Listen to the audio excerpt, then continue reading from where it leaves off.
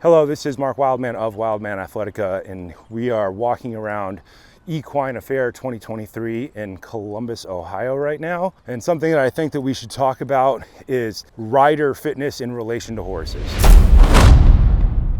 In the modern world, people do not have the work capacity that they had 10 years ago, 50 years ago, and especially not 100 years ago. Back in history, people used to ride as exercise, but they had a base level of conditioning which would allow them to adapt to riding very quickly. People tended to walk 5-10 miles a day. They carried things with them. They loaded and unloaded carts all the time when they worked in an agricultural setting, and that gave them a base level of conditioning. People in the modern world are lacking that base level of conditioning, so we see a lot of riders who are attempting to work on more advanced athletic skills without the proper base of support to do it. Think about riding a horse. Riding a horse is endurance hip snap.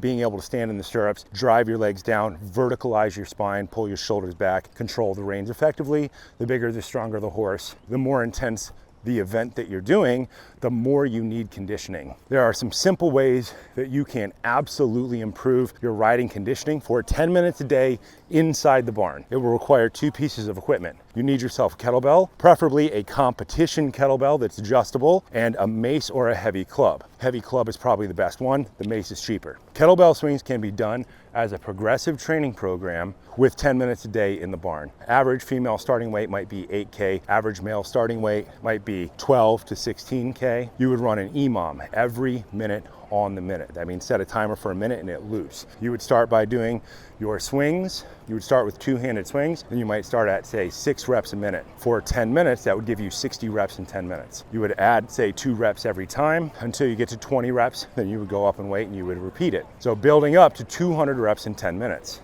When you ride, if you're, say, an English rider and you post for, say, a trot distance of a mile, let's say it's a 5-minute mile just to make it easy, and you need to trot every couple of seconds. You might be doing 30 inside of a minute. It's entirely just basic general numbers. These are not real numbers. They're just a thought process number. So you might get, say, 5 times 30 in 5 minutes would be 180. In 10 minutes of riding, you need to be working to match those types of numbers. If you're doing something bigger, like eventing, and you're doing a 45-minute course, you need to have endurance hip snap that entire time. So you could train with barbells.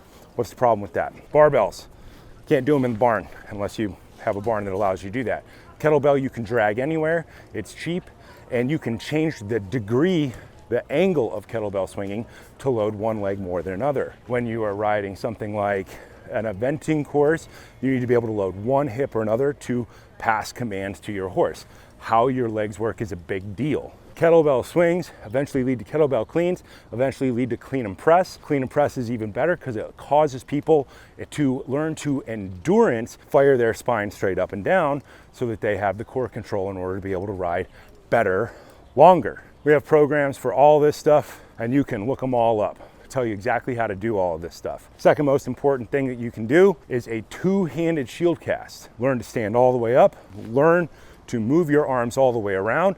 This builds the proper structure to learn to move the reins better and better and better, to endure. You can also do this with a club sitting down to mimic the exact core position of riding. You should build up to the point where you can do at least 10 minutes nonstop of shield casts. Once again, the time frames that you're going to be doing in cowboy action shooting are short, but in eventing are long.